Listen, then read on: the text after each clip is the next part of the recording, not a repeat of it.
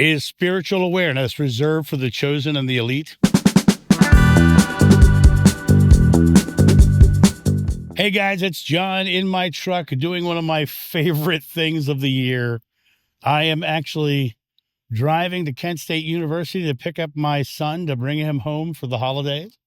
Him being a direct representation of love in my life, it's always a wonderful thing to know that I'm going to go pick him up and we're going to spend some time together.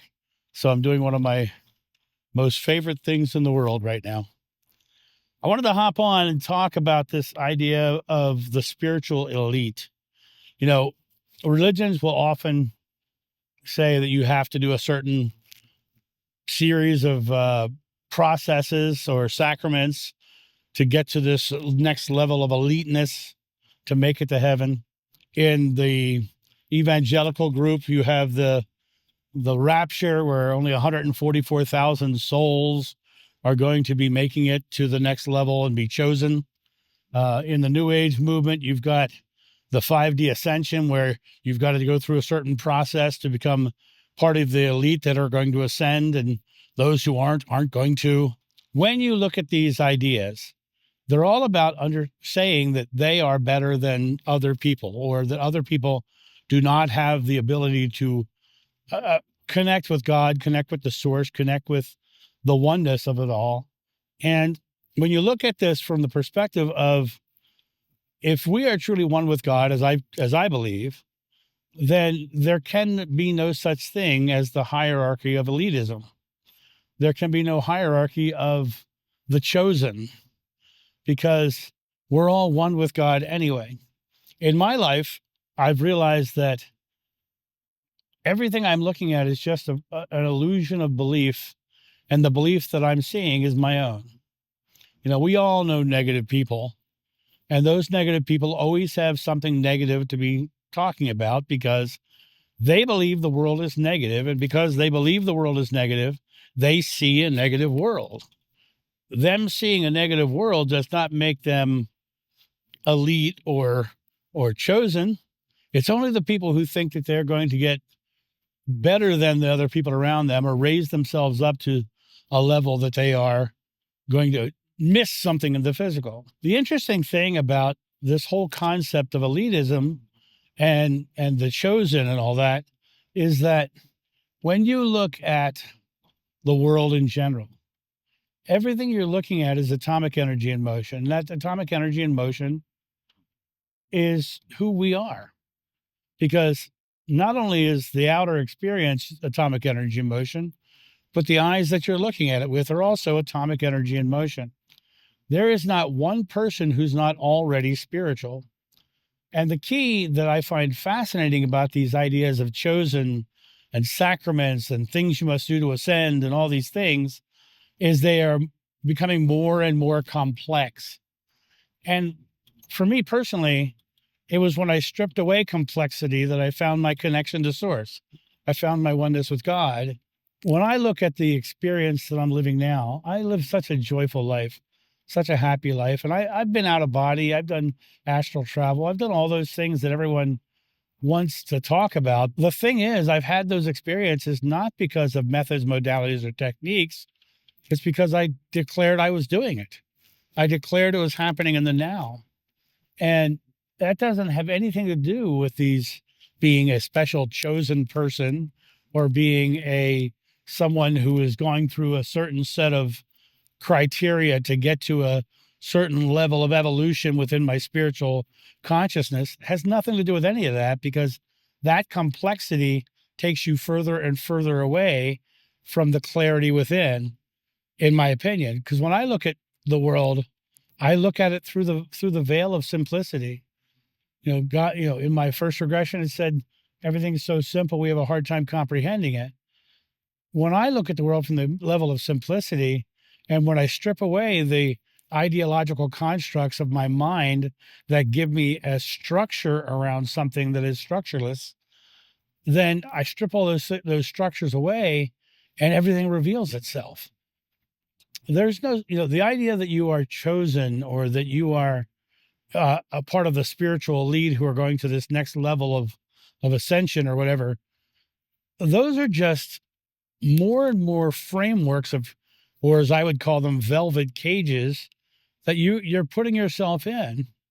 But when you decide that you don't need the structure anymore, you can open the door and fly. You can open the door and fly, because the concept of elite itself means you are not one with the source, means you're not one with God. And so when I hear someone setting themselves apart as part of the chosen, or setting themselves apart as the next level of ascension, I heard people say, I'm already in the 5D. You ask them what it is, and they try to tell you what it is. They're not telling you anything. They're just claiming that they are in this new level of ascension, because they've created this hierarchical structure that they have to live into. Everything is far simpler. Joshua in the Bible literally says, I leave you one commandment, love one another. You start being love in the world, and the world starts loving you in return. You bring the kingdom of heaven to earth. What is the kingdom of heaven? Pure love. Pure love is the kingdom of heaven. Bring the kingdom of heaven and earth. What else does the Bible say? It says, the kingdom of heaven is within you. It's not within that elite person or that chosen person. The kingdom of heaven is within you. And you have the ability to bring the kingdom of heaven to earth.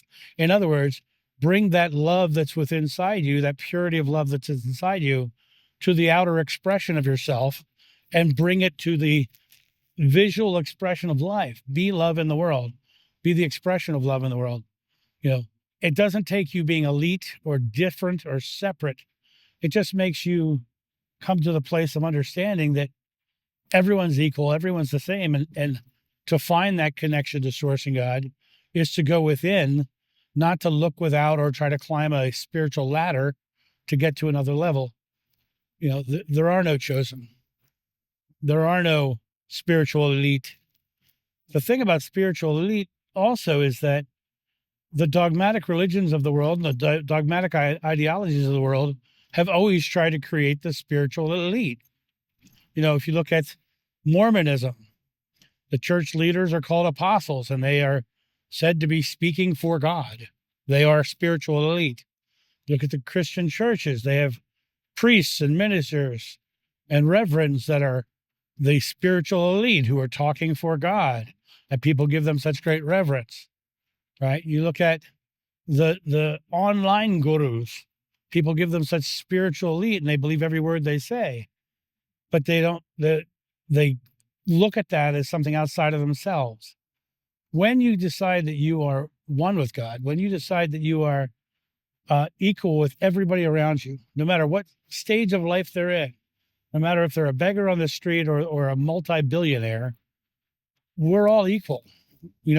I've worked with movie stars. They have the same neuroses as the rest of us, right? But it's a matter of letting go of the neuroses, because the neuroses are our fears, our journey through life. And we can release those fears and those anxieties, come back to our oneness, and realize that everyone else is going through the same journey, is going through the same process. That idea of the fears, the anxieties, the stresses in life are what we try to overcome. And the people who choose to think of themselves as spiritual elite are actually just putting themselves in a position of authority over the people who are saying are not the spiritual elite or chosen. Everything is one, in my opinion. God is one with us, in my opinion. Joshua in the Bible says, the Father and I are one, and you must become one with me as I am with the Father. And that being said, be one with the source, be one with God, and anybody can do it. You do not have to be chosen. You do not have to be elite. You do not have to put yourself on a pedestal above or below anyone else. You have the ability to step into your oneness with God at any given moment, anywhere, and create a life that is connected.